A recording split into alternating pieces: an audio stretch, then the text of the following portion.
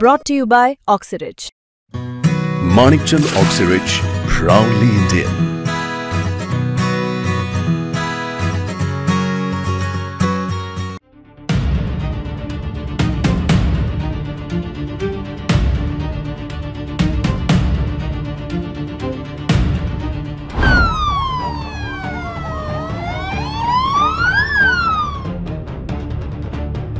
ज्या ठिकाणी मी खड्ड्यांचा फोटो काढेन त्या खड्ड्यांचं काम केलं जातं, मग अगोदर संबंधित प्रशासन करतं का हा साधा प्रश्न आहे.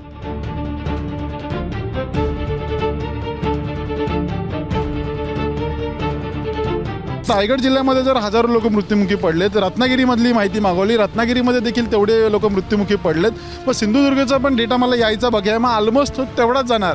म्हणजे एवढे लोक ऑन रेकॉर्ड हे लोक मृत्युमुखी पडलेत, 3000च्या वरती जातात हे आकडे. मग ऑफ रेकॉर्ड किती असू शकतात.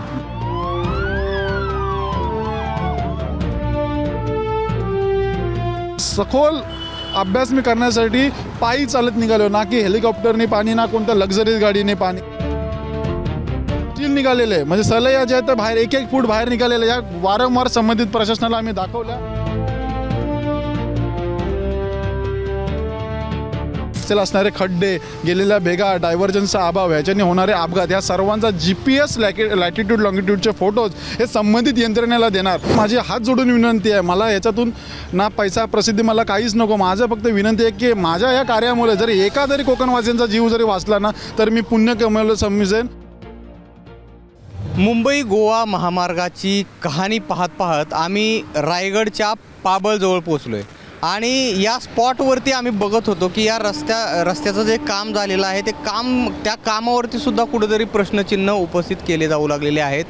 आजपर्यंत 2011 पासून ते आत्तापर्यंत या रस्त्यावर छोट्या छोट्या किंवा मोठ्या अनेक अपघातांमध्ये शेकडो बळी गेलेले आहेत आणि याच संदर्भात आम्ही इथं पाहणी करत जात असताना आम्हाला एक तरुण इथं भेटला जो काहीतरी इथले फोटो काढत होता रँडमली आणि त्याच्या गळ्यामध्ये एक बोर्ड अडकवल्याचं सुद्धा आम्हाला पाहायला मिळालं. हा आहे चैतन्य उषा लक्ष्मण पाटील. हा तरुण गेल्या काही दिवसांपासून या महामार्गाच्या संदर्भातल्या ज्या अडचणी आहेत, इथल्या समस्या आहेत किंवा अपघात असतील, वेगवेगळ्या गोष्टींवरती बारकाईनं काम करतोय आणि तोच आम्हाला इथं भेटला आहे. त्याच्याकडून अनेक इंटरेस्टिंग गोष्टी आम्हाला समजल्या आहेत, याच गोष्टी आपल्याला त्याच्याकडून जाणून घ्यायच्या आहेत. चैतन्य, तुझं स्वागत आहे मुंबई तकमध्ये. नमस्कार सर. मुंबई गोवा राष्ट्रीय महामार्गावरती आज गेली कित्येक वर्ष हा महामार्ग बनतोय. आपण प्रत्येकाच्या तोंडातून ऐकतोय, गणेश उत्सव आला किंवा शिमगा आला तरी आठवण येते. पण गेली या महामार्गावरती 10 वर्षांपासून किमान मी काम करतोय. रस्त्यावरती असणारे खड्डे कुठे असतील ते स्वतः भरतो, काही ठिकाणावरचे जेवढे जमते, काही ठिकाणी टीमवर्क. त्यासोबत महामार्गाच्या मध्ये जर कुठं रस्ता सुरक्षेच्या अनुषंगाने जर काय पडलेल्या जर म्हणजे असेल, खडी असेल कुठे, तर कुठे कुत्रा हे झालेला असेल, अपघात झाले, मग त्यांना साईडला काढण्याचं काम करतो. त्याचसोबत रस्त्यावरती होणारे अपघातग्रस्तांना देखील सहकार्य करतो. हे करत असताना मला रायगड पोलिसांकडून आता जीवनदूत पुरस्कार देखील प्राप्त झाला. पण हे केल्यानंतर जेव्हा मी हे सतत गोष्ट चालू होतं, म्हणजे ज्या ठिकाणी मी खड्ड्यांचा फोटो काढेन त्या खड्ड्यांचं काम केलं जातं, मग अगोदर संबंधित प्रशासन करतं का हा साधा प्रश्न आहे. आणि माझा अमूल्य वेळ हा कोकणकरांच्या याच्यासाठी हे करत असताना, महामार्गावरचे जे खड्डे टिपत असताना विचार केला की आपण नक्की महामार्गावरती आपण बोलतो एवढा वर्ष बनतो, मग याच्यात अपघात किती झालेत, किती लोक मृत्युमुखी पडलेत, याच्या आकडेवारी आपण बघूयात. तर जेव्हा मी CP आणि RTIच्या माध्यमातून माहिती मागवली साहेब, तर साधारणतः रायगड जिल्ह्यातच 1000च्या वरती अपघात झालेत, लोक मृत्युमुखी पडलेत आणि त्याचसोबत इतर ठिकाणीवरचे म्हणजे रत्नागिरीत देखील तसाच 900च्या वरती आकडा आहे. मग या अशा पद्धतीचा आकडेवारी जी जेव्हा मला आली, आपण पाहू शकताय की याच्यामध्ये रायगड जिल्ह्यातील 2012 पासूनची जी आकडेवारी आहे 124, 122, 93 ही कमवारी आकडेवारी. याच्यामध्ये एवढे लोक मृत्युमुखी पडलेत प्रतिवर्षी. हे रायगड जिल्ह्यातलं आहे फक्त.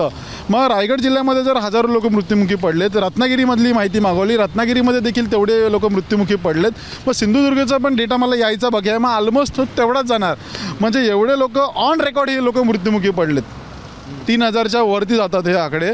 मग ऑफ रेकॉर्ड किती असू शकतात. म्हणजे ज्या लोकांना काही हेल्मेट नाही घातलं, काही दारू पिऊन किंवा काही केल्यानंतर जर मृत्युमुखी पडत असेल, अशांचा आकडा किती असेल. आता हे लोक मृत्युमुखी पडलेत, पण जे बाकीचे लोक आहेत ज्या लोकांना कायमस्वरूपीचं अपंगत्व आहे त्यांचं काय करायचं? त्यांच्या कुटुंबियांची कोकणाची अर्थव्यवस्था याच्याने ढासळते दादा. याचा संबंधितांनी विचार केला पाहिजे. जर एखाद्या घरामध्ये एक कुटुंबामध्ये एक व्यक्ती जर आपला आजारी पडला असेल तर त्याला 2 माणसांनी पूर्णतः पैशांचा खेळ तिथंच चालू होतो. अशा पद्धतीची अर्थव्यवस्था ढासळतं. तर हे भविष्यात होऊ नये याच्यासाठी एक सुज्ञ नागरिक म्हणून मी माझा अमूल्य वेळ देत कोकणवासियांचे म्हणजे जीव एवढे स्वस्त नाहीत याच्या कारणास्तव मी 9 ऑगस्टपासून पलसपेपासून ते रस्ता सत्याग्रह सुरू केला. तर त्या रस्ता सत्याग्रहामध्ये मी बेसिकली करतो आहे काय, रस्त्यावरती असणारे ब्लॅक स्पॉट, रस्त्यावरती असणारे खड्डे, त्याच्यानंतर दिशादर्शक फलकांचा अभाव, त्यासोबत रस्त्यावरती आजूबाजूला पडलेली खडी वगैरे, त्यासोबत बऱ्याच ठिकाणी मेडियन वगैरे ओपनिंग आहेत. मग या सर्वांचा इत्थंभूत माहितीचा मी डेटा घेतो. काही ठिकाणी ट्रॅफिक होतं आहे, काही ठिकाणी संबंधित गावकऱ्यांशी चर्चा करत येतो. मला वेळ का लागतो माझ्या प्रवासादरम्यान, कारण की मी प्रॅक्टिस करायचो 20-25 किलोमीटरची. पण येत्या दरम्यानमध्ये रस्त्यावरती असणारे खड्डे वगैरे आणि संबंधित ग्रामस्थांची चर्चा, नक्की हा महामार्ग रखडला आहे का आणि लोकांचे मृत्यू का होतात याचा सखोल अभ्यास मी करण्यासाठी पायी चालत निघालो, ना की हेलिकॉप्टरने पाणी, ना कोणत्या लक्झरी गाडीने पाणी. कारण की खरोखर जर तुम्हाला या रस्त्याची अनुभव घ्यायचे असेल ना तर ही पाहणी तुम्हाला पायी किंवा सरकारी गाडीमधून करणं गरजेचे आहे. STमधून जरी केलं तुम्ही सध्या बनवलेल्या रस्त्याची काय लेवलिंग आहे आपण पाहू शकताय. वाईट या गोष्टीचं वाटतं. चांगला रस्ता आणि काही ठिकाणी चांगला रस्ता पण केलेला आहे, पण त्या चांगल्या रस्त्याला पण मध्येच खड्डे आहेत आणि हे अपघाताचे प्रमुख कारण आहे. कारण की ओव्हर स्पीडमध्ये येणारा नागरिक आणि अचानक मध्ये येणारा खड्डा हा खूप घातक आहेत. काही ब्रिजच्या ठिकाणी, त्या निगड्या ब्रिजच्या ठिकाणचे दादांनो स्टील निघालेले आहे, म्हणजे सलया जे आहेत ते बाहेर 1-1 फूट बाहेर निघालेले. या वारंवार संबंधित प्रशासनाला आम्ही दाखवल्या. तर आपण स्क्रीनवरती सुद्धा जसं की चैतन्य सांगतोय ते दृश्य बघू शकताय की कशा पद्धतीनं त्या सळयावरती आलेल्या आपल्याला तिथं दिसत आहेत आणि वाहनं जात असताना ज्या पद्धतीचा भीषण आवाज येतोय आणि त्या पुलाला हादरेसुद्धा बसल्यासारखं दिसत आहेत.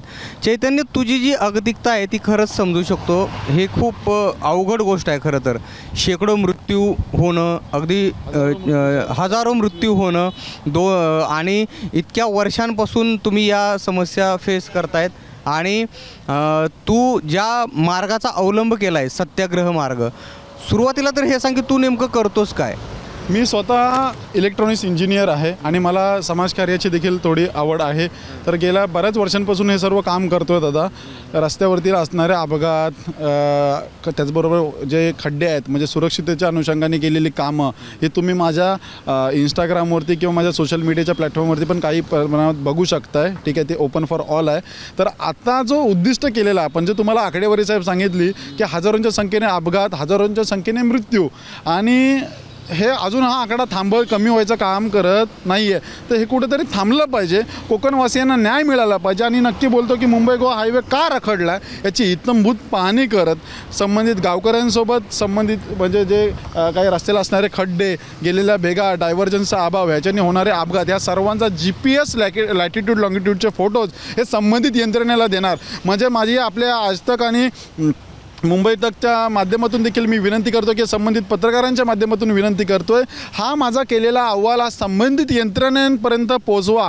मला बाकी काही पडले म्हणजे नको, पण हा अहवाल त्यांच्याकडे जाऊ दे. कारण की ह्याचं उद्दिष्ट एकच आहे की ह्याच्यावरती जर काम केलं तर भविष्यात हा महामार्ग जरा चांगल्या दर्जाचा होईल आणि अपघात शून्य होतील, याच्यासाठीचा आपला हा मानस आहे. तर याच्यासाठी आपण सर्वांनी पुढाकार घ्यावा ही विनंती करतो. मी तुमच्यापर्यंत देखील संबंधित लोकप्रतिनिधींपर्यंत पण तू इतक्या चांगल्या पद्धतीनं काम करतोयस आणि वेळोवेळी म्हणजे अगदी अप टू डेट आणि हायटेक पद्धत याच्यासाठी तू अवलंबली आहे.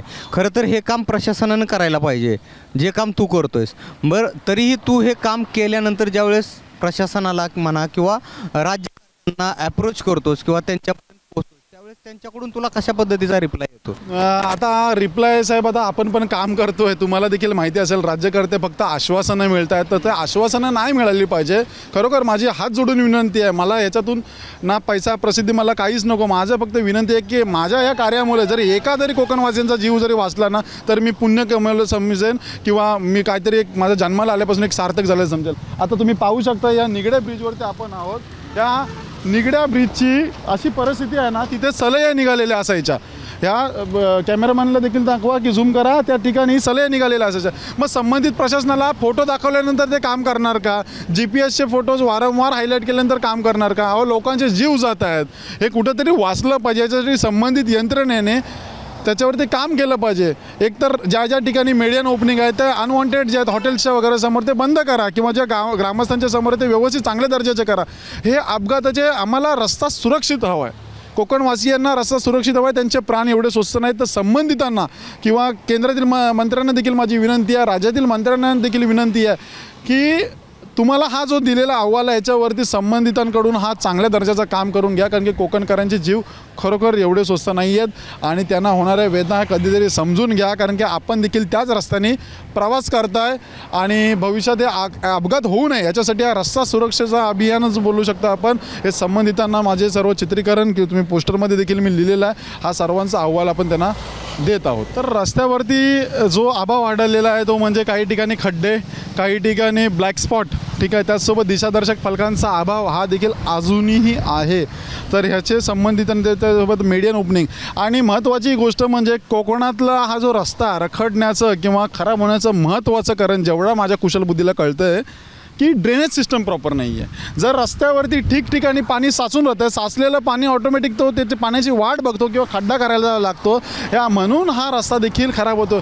अजून देखील यांच्या बऱ्याच साऱ्या टेंडर मला अजून वाईट वाटतं आहे की अजून देखील यांच्या टेंडर प्रक्रियेमध्ये बऱ्याच ठिकाणी ड्रेनेज लाईनची व्यवस्था केलेली नाही आहे. मग हे कधी होणार काम? म्हणजे रस्ता खराब झाल्यानंतर करणार काय? तर संबंधित प्रशासनाला माझी हात जोडून विनंती आहे. इकडच्या कोकणातील लोकांनी, भूमिपुत्रांनी आपल्या त्यांच्या जमिनी तुम्हाला दिलेल्या आहेत प्रकल्पासाठी आणि त्यांचा योग्य न्याय देऊन तुम्ही तरी देखील रस्ता होत नाही, हे शोकांतिका आहे. हा रस्ता युद्ध पातळीवरती व्हावा आणि चांगल्या दर्जाचा व्हावा आणि कोकणातील हे काय ज्या बारीक मोठ्या समस्या आहेत या लवकरात लवकर तुम्ही निरासन करा. आमच्यासारखी लोक आज रस्ता सत्याग्रह करायला लागायला लागलीत कारण की बोलतोय आम्ही फुकट काम करू. तुमच्यासोबत कुठे दौरे किंवा काय करायचे असेल ना, कुठं अभाव असेल ना, तर संबंधित ग्रामस्थांची चर्चा किंवा रखडलेल्या गोष्टींसाठी आम्ही फुकट देखील येण्यासाठी तयार होतो. आम्हाला कोणताही फक्त एवढीच इच्छा की कोकणकरांचे जीव प्राण वाचावेत आणि हा महामार्ग चांगल्या दर्जाचा, उत्तम दर्जाचा लवकर व्हावा याच्यासाठी ही सर्व खटाटोट चालू आहे साहेब. याच्यामध्ये खरं तर वाहन चालकांनी सुद्धा काळजी घेणं आणि सजग असणं हे सुद्धा महत्त्वाची गोष्ट आहे. कारण आपण अनेकदा बघत असतो की ट्रॅफिकचे नियम जे आहेत ते गर्दीमध्ये म्हणा किंवा ट्रॅफिक जाम झाल्यानंतर वाहन चालकांकडून सुद्धा पाळले जात नसल्याचं सुद्धा दिसून येतं आहे.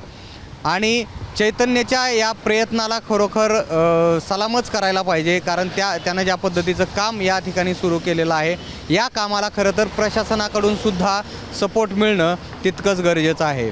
आपल्याला या संदर्भात काय वाटतं हे आम्हाला तुम्ही कमेंट बॉक्समध्ये नक्की सांगा आणि मुंबई तकला सबस्क्राईब करायला विसरू नका. कॅमेरामन राजू रेवणकर यांच्यासोबत निलेश झालटे, पाबळ, रायगड.